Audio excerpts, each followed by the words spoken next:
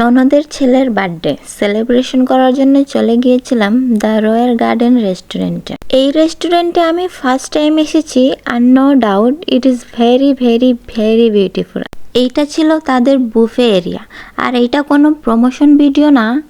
আর এইটা হলো আমাদের বার্থডে বয় তার পাপার কোলে। আমরা সবাই ফার্স্ট টাইম এই রেস্টুরেন্ট ভিজিট করছি, তাই একটু ঘুরে ঘুরে রেস্টুরেন্টগুলো দেখছিলাম।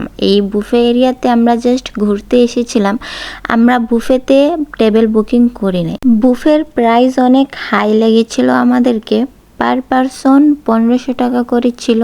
আর আমার শ্বশুরবাড়ির ফ্যামিলি মেম্বারদের মধ্যে অনেকেই বুফে খেতে ইন্টারেস্টেড ছিল না, তারা অর্ডার দিয়ে নিজেদের পছন্দের ফুড খাওয়া প্রিফার করছিল। তাই আমার ননদেরা বুফে বুক করে নাই, নর্মাল ডিনারের ব্যবস্থা করেছিল। আর ইনি হলেন আমার হাজব্যান্ড এবং আমার ক্যামেরাম্যান, আমার সবকিছু ক্যাপচার করে দিচ্ছিল। সো আমরা এখন চলে আসি টেরেসের উপর, যেখান থেকে ফুল রেস্টুরেন্টের ভিউ দেখা যাচ্ছে। এখানে আসে আমরা রিলস বানাই এবং ফটোশ্যুট করি, আর নো ডাউট এটা অনেক বেশি সুন্দর ছিল।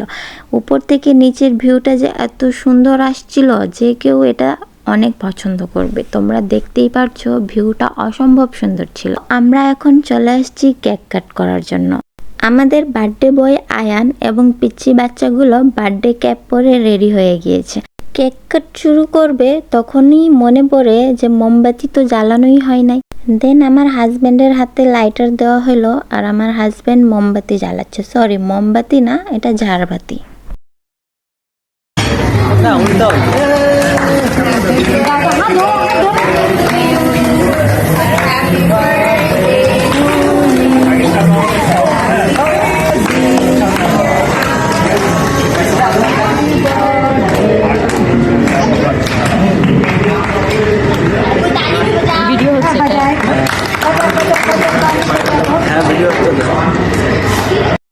সো কেক কাট শেষ। এখন আমার শাশুড়ি কেক কাটে খাওয়িয়ে দিল প্রথমে বার্থডে বয়কে, তারপরে যত বাচ্চাগুলো ছিল সবাইকে খাওয়িয়ে দিল।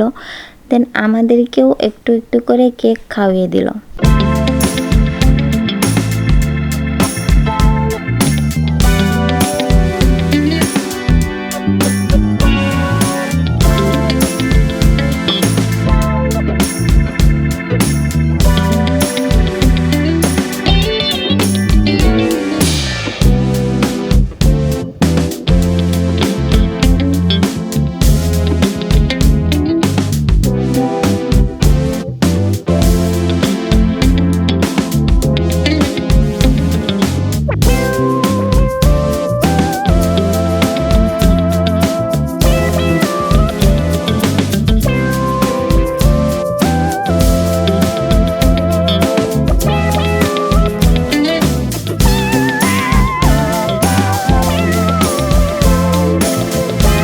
সো কেক কাট করার পর আমরা ডিনার অর্ডার দিয়ে দেই। ডিনারে যে যেটা খেতে চেয়েছি সেটাই অর্ডার দেওয়া হয়েছে।